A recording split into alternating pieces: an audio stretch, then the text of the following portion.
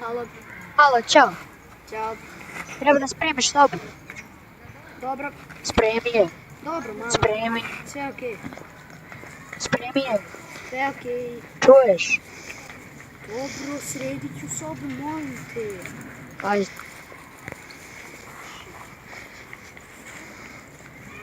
Kakav si ti komp planirao da kupiš? Onako, ne znam kako da kažem, da je odlično, super. Aha, a jesi ti teo da snimaš za YouTube? Evo, A kako bi kameru teo da kupiš? baš sad. Pa koju? Pa, ne znam. Da li neku Canonovu ili neku Nikon? Canon. Da, upravo si Canonova. Izvim trenutak sam. Molim više. Dobro, Aman, sredi. bolan, sačekaj, nisam te zato zvala. Kupila sam ti novi telefon. Nalazi ti se iza leđa novi Huawei telefon. A sada to što ti nisi sredio krevet, pa nema veze, ja sam ga sredila. I onako ćeš ti dosta sređivati krevete u budućnosti, svojoj deci i tako dalje. Zdravo. Proverit ću što ćete mi nazvati. Ano.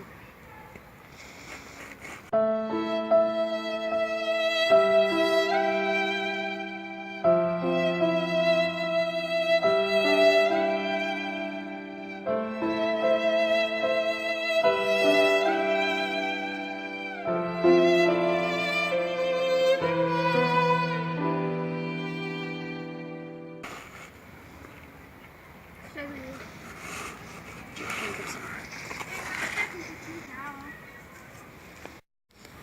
Oh my god, ovo je stvarno.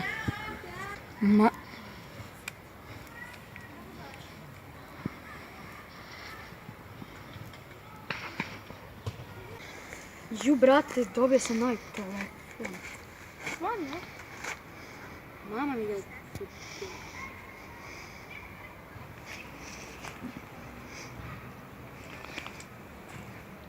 Moram ići. Ćao.